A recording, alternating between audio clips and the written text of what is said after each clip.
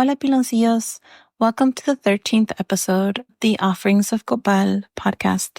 This is your host, Cihua Mazatl. And I hope that you're all doing well, taking care of yourselves. There's a lot of flus and bugs going around. So I hope that you're keeping warm and are doing everything that you need to keep yourself feeling comforted. There are a lot of things going on, and I missed the last 2 weeks. I've been working on a deadline. I'm here for you, hoping to announce that soon. But today, I have a special guest, my duality, my partner, Heriberto Sanchez. It's Cloudly. Hello, everybody. Glad to be back. And in light of everything that has been going on, I have been sharing a bit of my feelings with my partner. And it's something that we do every morning. And when we have our little coffee ritual, we talk about a number of different things. And I always find a lot of wisdom in our conversations and a lot of peace, so I'm hoping that bringing him on today will help share some of those vibrations. I know that there's a lot of worry and fear going on right now, but I'm hoping that this episode will provide a hopeful message, and also some practical advice and what it is that we got to do now. I did want to preface this episode with acknowledging that neither of us are historians, but we are members of the human population. Life experience? Yes, human life experience.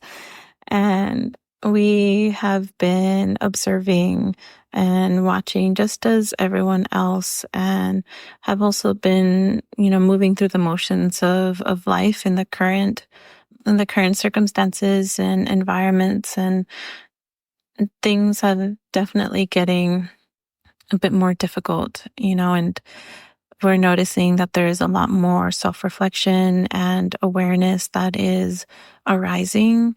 And so that is, at least to me, I find that very pleasing. But I do want to talk a little bit more about what it is that's actually going on. I mean, obviously, this last Monday, we had the inauguration. And so we are going to be talking about those things and the raids and all the new changes coming. Yes. Wow. If you need to get your tea and comfort or whatever you need, A shot of mezcal. We are here with you. Okay. So with the new POTUS, I think the first thing we got to address is fear. I think a lot of people are scared. What would you tell the people that are scared, whether it's on Plaza Tonali?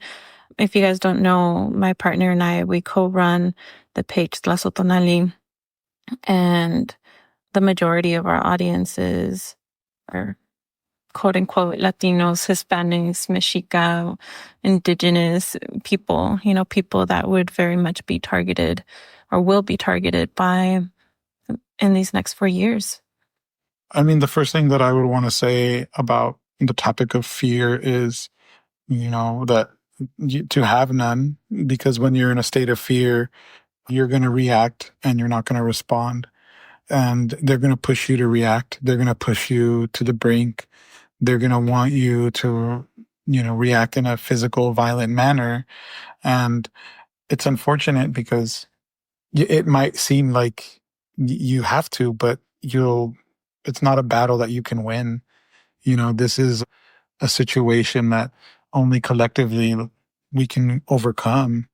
And when you think about everybody in a state of fear, it's only going to just it's just going to multiply it and add to it. And it's not going to do anything really. It's going to make things a lot more difficult. So, as an individual, all you've got to do is just be ready and be, upfront with yourself as far as how you need to take care of yourself. Because if you know in the back of your head that you know your rights or that you have your documentation, then you shouldn't have no fear. And if you don't know your rights, then you need to get educated.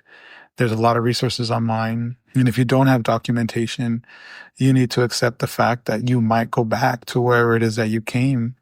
And it's not because you're not wanted here or because you're less of a person or anything like that. It's just because, unfortunately, you're part of this game of capitalism that, we all play our part in, that we're trying to escape from.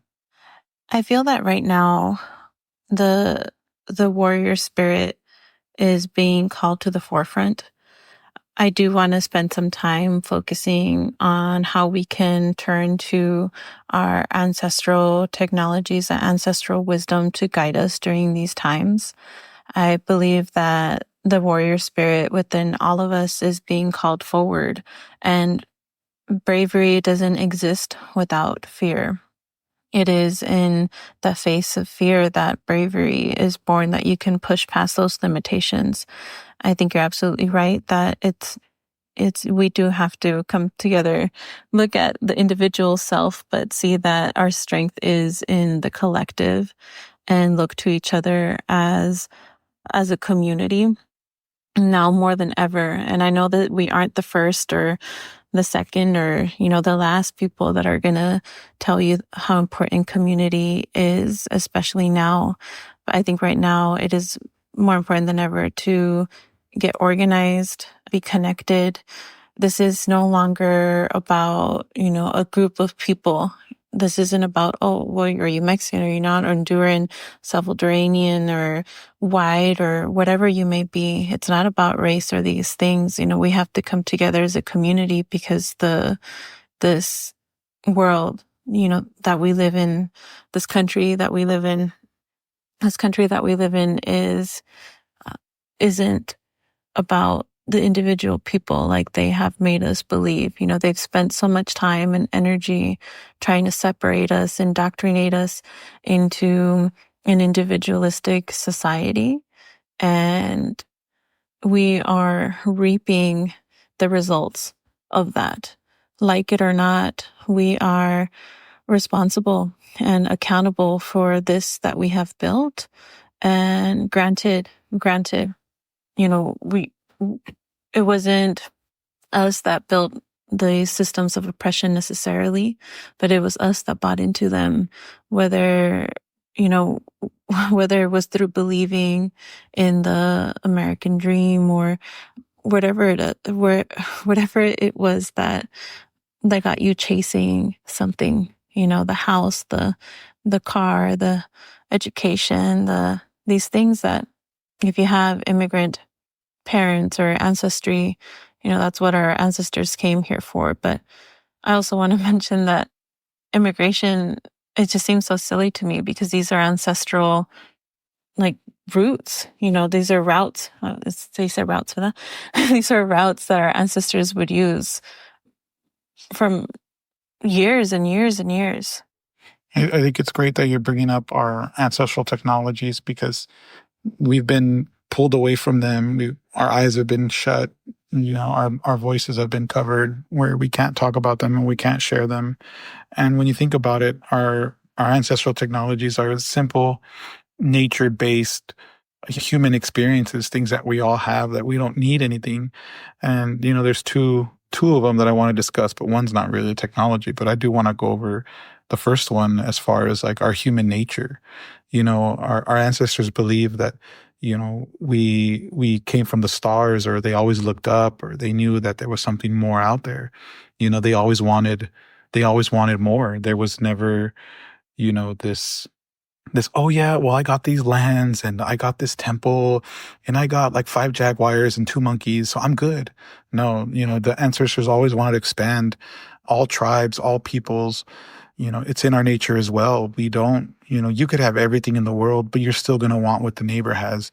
It doesn't matter if you're spiritual. It doesn't matter if you're communist. It doesn't matter if you're, a capitalist. Like, it's just in our nature. And it's only when we go back to nature, like real nature, when we realize that we're just this life on this planet that's part of this universe, that we don't want anything, when we can actually transcend this physical world. And that's when the life experience takes over. But this nature has been fed, this desire to want what our neighbors have, the desire to have the stars themselves. The land has already been conquered and pillaged and polluted, yet we still want to do it more. And then we want to leave to another planet to pillage it as well. So the technology's there, everything's there, but the simple fact that, you got to remember that you are that bug, you are that bird, you are that body of water, and nobody wants to realize that. Oh, I mean, that's the first one. You really got to look and see, what is it that you want with this life experience? I think that's an interesting point to bring it back to the origin. Looking at human nature, I think that humans can sometimes get stuck or caught up in the perceived injustice of the world. And I say perceived injustice because it is an aspect of nature for there to be chaos, unpredictability. And ever since time immemorial, when you mentioned about ancestors, like, wanting what the neighbor has or those things, I think that is an aspect of human nature. But I think it's that focus of like, well, why does that individual or whomever get to live on that land or experience this or not experience sickness, illness, or lack or sudden death, and these things that are just a part of nature. And we attribute them to something. I mean, it's ultimately something that we don't understand, or we can just understand that it is a part of nature. And I think that we've come so far away from from that, that I think we've attempted to create worlds where we don't have to suffer those things, but at the same time, we've also created more of that suffering. Well, it's interesting, that people think highly of themselves. They think too much of themselves. Like me personally, these lessons that I've learned in this life, I've seen a lot of clarity through observing, which is our inherent like ability to survive. Like that's how a hunter and gatherer made it. They observed, they watched the animals, they watched the weather, they watched. And when you look at, for example, a dog, like our dog, he's laying there peacefully. He doesn't have a job. He just lays there. He sleeps. He eats. He goes to the restroom, and that's his life. He doesn't need anything else. He has his pack, and that's it. And granted, let's say we didn't have this house or whatever, he would be walking with us, looking for food, looking for shelter, and just to eat and sleep, but not humans. Humans, when they've been misled or they've been blocked to see what real life is. And it is just to live. It's not to live with things. It's not to live with this false sense of power or this reality that you're better than somebody else. Like that's when you have the struggles. And when people don't understand or even know what they really want, then they express themselves in very toxic and harmful ways, and when it comes down to like expressions, like how you express yourself, physically as a human, we express ourselves through violence and sex. Like it's not very often when people want to express themselves through love. People don't pursue love, they pursue sex. People would rather throw a punch than throw a hug. And I think that's the stuff that we got to watch out for is how we express ourselves in certain situations with this mentality of like, I want, I want, I want, because it is in our nature to want. Like, and I don't really feel that way anymore, but I do want things. Like I want things for the people that are around me that I love. And I want things for all life. And those are the lessons that I've had to learn. And, I think until everybody does that work on their own, realize what they want and realize how they want to live and not live for the system, then things aren't going to get better. I think so many things are dependent on the level of awareness that we're in. I think it's important, especially if you've come to this page, you've most likely been wanting to connect with your ancestry in some way. And you can't really do that without also doing the work of removing some of these layers of colonialism, and which I know me and my partner, we often talk about these things. And It's a word that's very like charged, but when you think about it, as you were talking here, talking about the moving and the dog and the walking through things, it's my mind just went into this. It's the settling, the settler mentality that has gotten us to this place in the first place.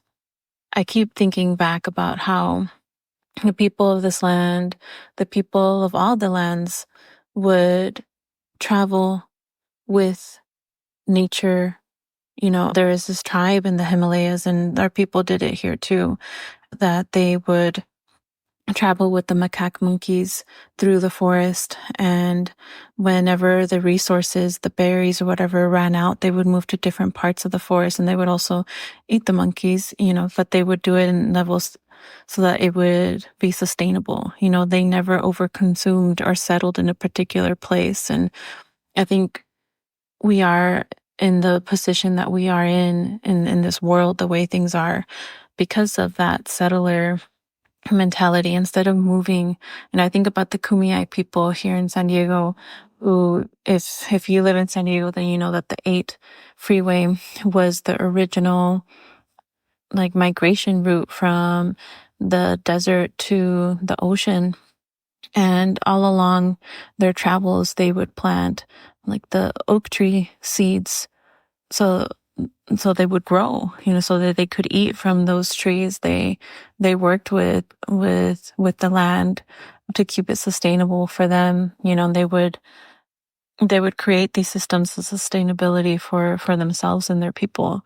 And we've lost sight of all of that. And I think about our people that are migrating from the south to the north. These have always been our migration routes. It's just crazy to me that that is what is being punished, but at the same time, this is the world that we live in, the settler world. And I think a lot of people are waking up to that. Yeah, when you said awareness, it's sad because, with the current administration and the previous administration and the administration before them, with all our leaders, we truly, truly can't say anything other than the fact that, our own demise is coming from ignorance because, we are aware. We know how our leaders are, yet we reelect them. We know how the system works, yet we continue to be a part of it. And ignorance, honestly, anytime that I had any big struggles or challenges in life, it wasn't because I didn't know. It was because I did know and I continue to do the same thing. And ignorance, honestly, is that second aspect of the human nature that I wanted to touch on. And, going back to our ancestors, like it was their ignorance in seeing what they could extract from the Spanish and from their own people is what ultimately led to their demise. And what's gonna lead to ours as well. Me, the way that I look, like if you guys, some of you might know who I am, but if you don't, I'm tall, I'm bald, I have a beard. I could be Middle Eastern, I could be from India, I could be Mexican. I don't look like an American. I don't look like a Native American. I don't look Mexican. Who knows what I look like? So I've always been a target for my life, for anybody, the police, immigration, customs. So when it comes to those certain things, I've definitely made sure that I wasn't ignorant to my rights and ignorant to the possibilities of what can happen. And that's just what it is right now. We're dealing with a lot of ignorance and people that shouldn't be ignorant. Like we have educated people out there, that are really protesting the wrong things. Like, the protests about, the POTUS taking over our current POTUS, like it's kind of too late. It's too late. We had a chance, and it wasn't through voting. Voting is never going to be the way that we're going to fix this. The only way that, we can fix this is to really look and see what we need in our life and only focus on that. We don't need a Chick-fil-A sandwich. We don't need a Starbucks cup or a Stanley cup. We don't need a new car or a new phone. On the contrary, we need access to clean food, healthy water, both, vice versa. I said it backwards, but it's the same thing. Our water's just as poisoned as our food, and we know better.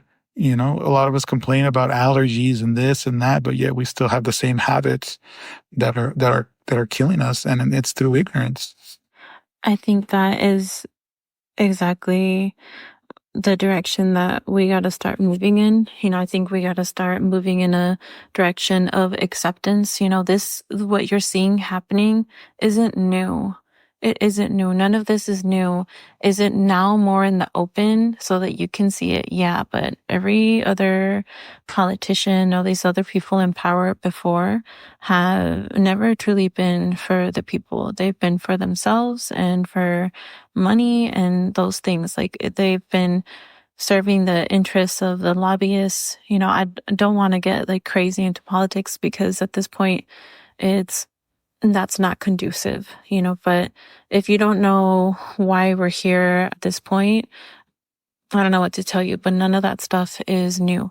People have been like deporting our people for many, many years. Look up the Mexican Repatriation Act. This has been an issue as long as uh, America learned that Mexico was their neighbor. I mean, Operation Gatekeeper, Prop 187, the list goes on and on. Like there's so many things. It's like cycles, and that's the stuff that I'm telling you about. Like ignorance is gonna force us into a deeper state of survival. And unfortunately, when some people get in there, they can't get out. And the simple way to get out, honestly, is to cut back, to stop this frivolous waste. And that's all that they want you to do. They want you to stop wasting. And, people are a commodity to them. You're not a commodity to the earth. I mean, the earth loves you. The earth cherishes you. The earth has given you this body to live this experience and to have the infinite, but you squander it on the need for high fructose corn syrup in your system. So, what is it that you're going to do? Like like for example, me and Siwa, if a raid happens, all we can do is, take out our phones, intervene where we can to a safe manner. But Siwa is susceptible of being taken as well. She doesn't look, blue-eyed blonde. She doesn't even look like, Penelope Cruz passing. She's Mexican. She's, a brown woman. And there's only so much that, we have a life that we have to take care of. We have, other lives that we're responsible for, but of course, we're going to lend our hand out. And it's like, the question is like, are you going to lend a hand out? Like, are you going to help, those that you can, and, kind of bring in, are you going to, are you going to blow the smoke and raise the mist so other people can see? Like, are you going to be part of, wiping the eyes of others, so they can see their own ignorance? I think that's really important, looking at how we can come together and find a solution to these problems. We at this point it's like we have to accept that capitalism, this oligarchy, that's the hot word right now, is what has become empowered. This shouldn't surprise anyone. At this point it's like, okay, this is what we're dealing with. We do got to spread the word and help other people understand that, hey, we need every single person, doesn't matter what creed or color, to come together in this, because this is also beyond us. And I hope that we realize that this isn't just about one country too. There's so much of the world that is tied to the interests of this country. And we have to acknowledge that, on the surface level, we can look at capitalism and be like, oh, this is a product of the settler state, colonialism, all that stuff, but the new form of colonization is data collection. I think you said it exactly, that people have become a commodity, that people have become the product. Our data, what we buy, our money is the commodity here. We are literal like pawns. All the money that we have, they already own it. Like, you don't own anything. And the sooner you realize that, the better. Like we gotta start reprioritizing what our values are. Like, how do you truly want to live this life? Is it about the things that you have, or is it about the quality of life? Like, you actually enjoying the fruits, the like the healthy fruits if we can find them, right? I mean, the Oh, other day I got excited at Target because I found English cucumbers for $1 each. mhm. I bought everything in stock. Like, what is it that you're reaching for at that store? No, I bet you Target wasn't expecting me to buy all those cucumbers.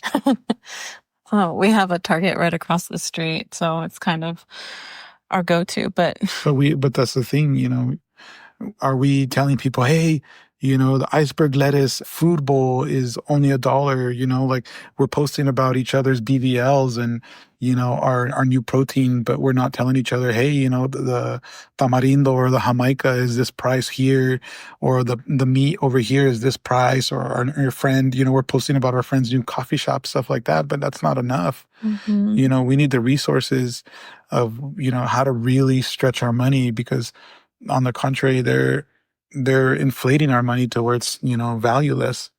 I think it's like we have to start looking about like how it is that we're going to survive. It's no longer it's interesting. So I think about this all the time that, us coming together, our partnerships, our communities, our friendships, it's like we can't be so hard on each other, and I think that some of this like cutting off people stuff has gotten out of hand. We're all human and not everyone's perfect, and everybody's just trying to sort things out. And I don't know, I think that people deserve a little bit more compassion and forgiveness. This is becoming a matter of survival, and this is the earth. And I'm not trying to be like catastrophic or anything like that, but the earth is currently, I don't know if you guys noticed the quality of the crops and the vegetables and stuff. Hmm. Everything is not the same. More people are complaining about the food. Before you guys think that we're just like preaching, we do our best to buy what we can that is as clean as we can. We try and eat as clean as we can. We don't buy any processed foods, but it's hard. Does that mean that we have to make the sacrifice in time to eat as as much as we can that is like good and healthy? Yes, there is a trade-off, but we also are trying to make our efforts in growing our own food. I mean, I think a lot of people just don't want to sacrifice their comforts, and ultimately some of the things that we do want to mention here is one, our consumerism. What is it that you're buying? Is it really essential? Do you really need another purse, to match that outfit? Or a new air fryer. Oh, yes. Or an air fryer. What is it that you truly, truly need? If you already have one, do you really need another one? And I saw this lady. She said that if we just stopped buying things, if stopped creating things like manufacturing things, that humanity would be good for a really, really, really long time, just using the things that already exist. And even though I love like thrift shopping, doesn't mean that I replace my shopping with now thrift shopping. Like we got to stop our consumerism, like period. Like, do you really consider it's like, do you really need that extra thing? Yeah, and I've said it here, I've said it in other places. We only have time and energy, and our time is always going away. And our energy can be managed. And when you eat clean, you have more energy. You can do more. You can manifest the things that you want, that you really want, not the objects that you're told to buy. But what everybody needs to do right now is remind themselves, or say to themselves, it is what it is. We have this Republican controlled government, and that's how it is. There was nothing that we could have done to change it. But we can change it Well, hold on. now. Oh, but we're going to change. Like, you and I are going to change, and we're not going to give that attention anymore. We're going to bring the attention back to ourselves and do that reflection, like Siwa just said, about, what it is that we really need. Because what we really need right now is not to be marching in protest, because let's be real, That man has been charged with everything and he's gotten scot-free. And not only that, he's granting clemency or immunity to people. So we can't do nothing about that, but we can change the course of events. We can take control back of the economy. We can organize through the dollar. And exactly, because that's really what it comes down to.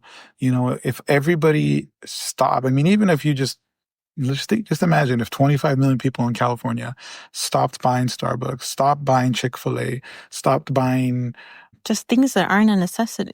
Stop shopping at Walmart, and like buying clothes and the businesses, which honestly have been running this country for a long time, would lose it. And then we're not even talking about fuel. We're not even talking about gas.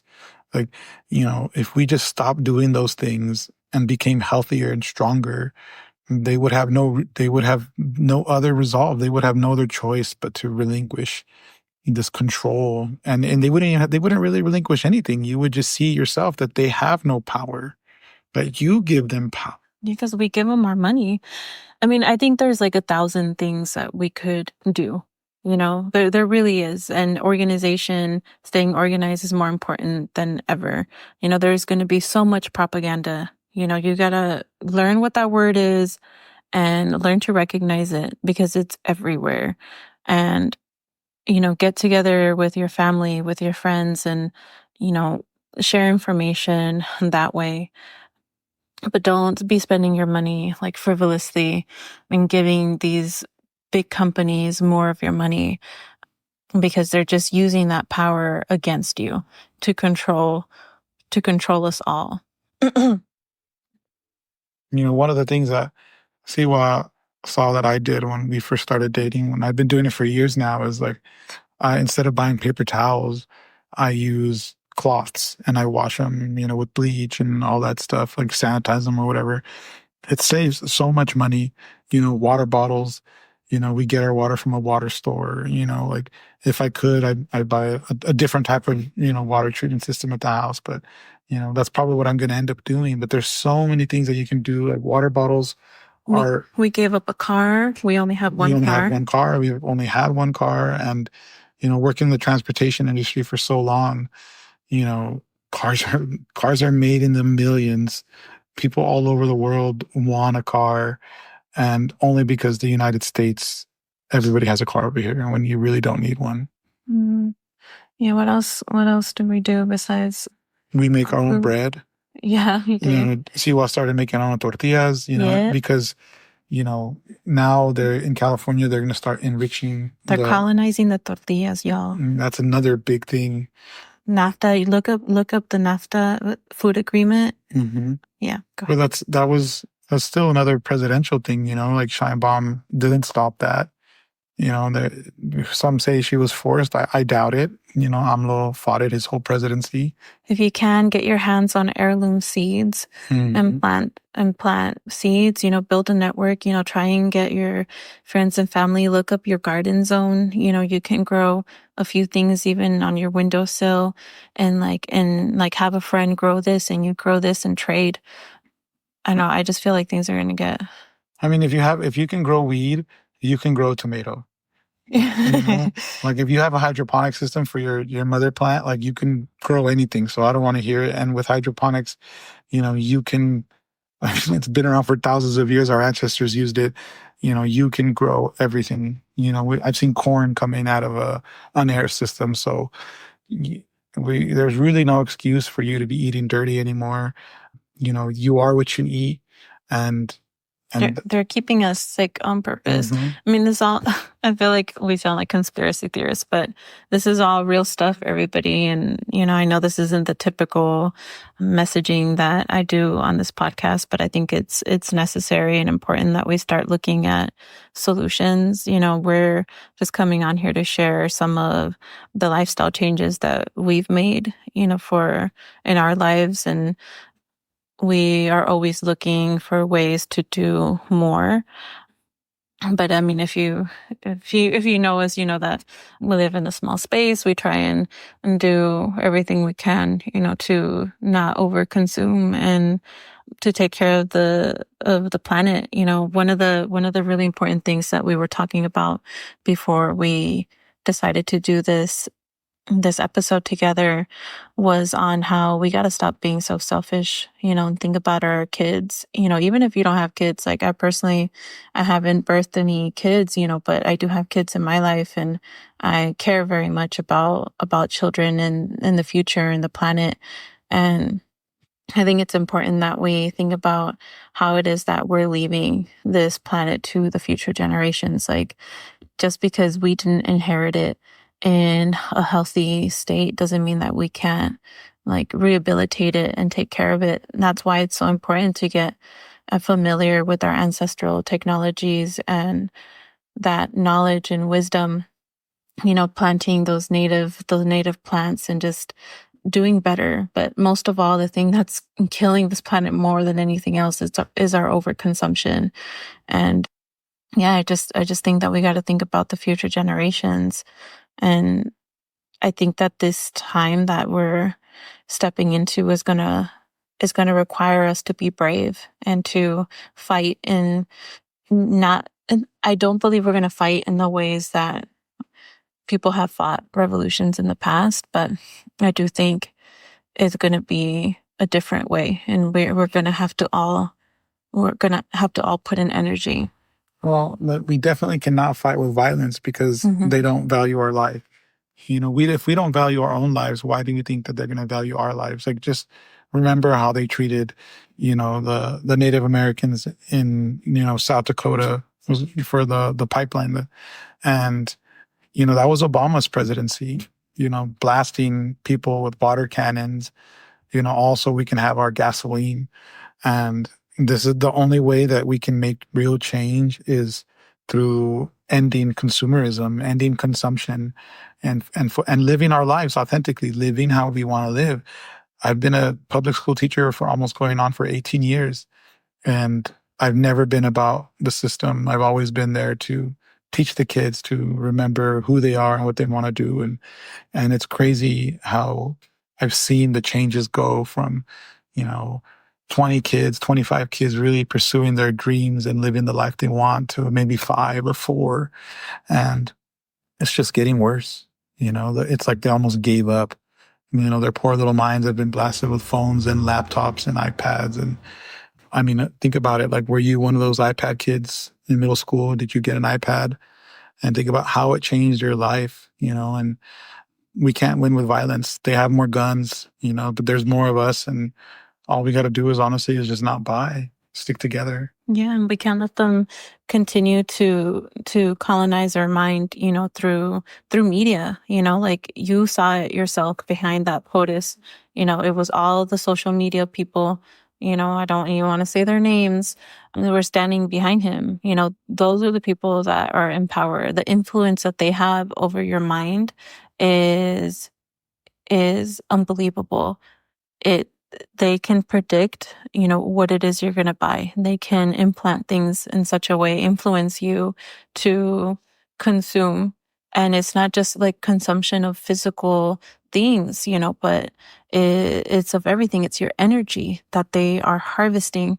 And it really is like the Matrix, It's like our favorite movie, but don't don't fall for it. It is important to connect with others. And I love social media. I mean, obviously this is how we have the audience that we do, but at the same time, it's a double-edged sword. And so we have to be mindful how we wield it, and we can wield it for good. I don't believe that technology has to be a detriment. I think technology is amazing and can help us like progress, toward a more peaceful, like global community.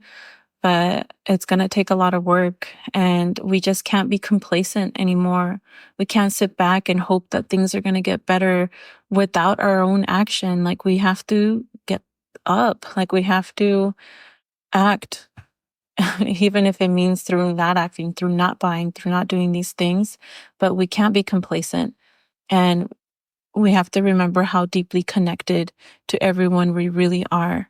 And the neighbor isn't your enemy. The people around you aren't your enemy. Even those poor, brainwashed people, that have succumbed to the propaganda. I actually feel bad for them, but I don't feel bad for what they do. I think that they should definitely be held accountable for their hate and all of that. But the world, the system has failed them, just like it has failed all of us. We have more in common with them than we think. And the problem isn't them. The problem is up. What is it that they say? Like, don't look sideways, look up. Mm-hmm. That's the. I mean, I just want to finish up saying that, technology is not supposed to be our enemy, but it somehow has been flipped and used against us. Like, technology is something that makes your life easier and more comforting. And it's been switched a long time ago where, you could say that the first technology was really fire, and look how far we've gotten. And now the type of light bulbs, we have really affect us. LEDs, as somebody who's been in the automotive industry, has seen the progression of like light and how it affects people while they drive. And it's really crazy. So, imagine if you lost electricity. Like, imagine if you lost, how would you live your life if you lost access to just something like electricity? Our ancestors didn't have electricity. They just had candles and torches. And look what they saw. They had less light, but they saw everything. They saw the planets. They saw the constellations. And that's where the wisdom comes from. So, look and see what technology is hurting you, and look and see what technology is really helping you. What's enhancing your life? Like, is your phone really enhancing your life? So, yeah, I mean, watch what you consume as well on in a digital sense. Like, you have access to all these great cooking technologies, but do you use them?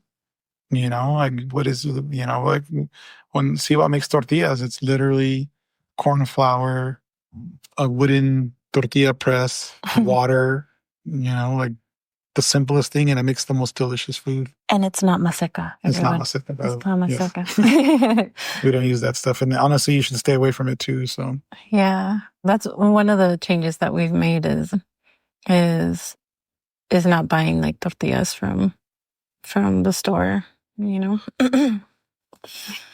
Well, I think one thing I want to bring it back to before we close is maybe the Cuatro Tezcalipocas. This is a teaching that one of our elders passed on to us.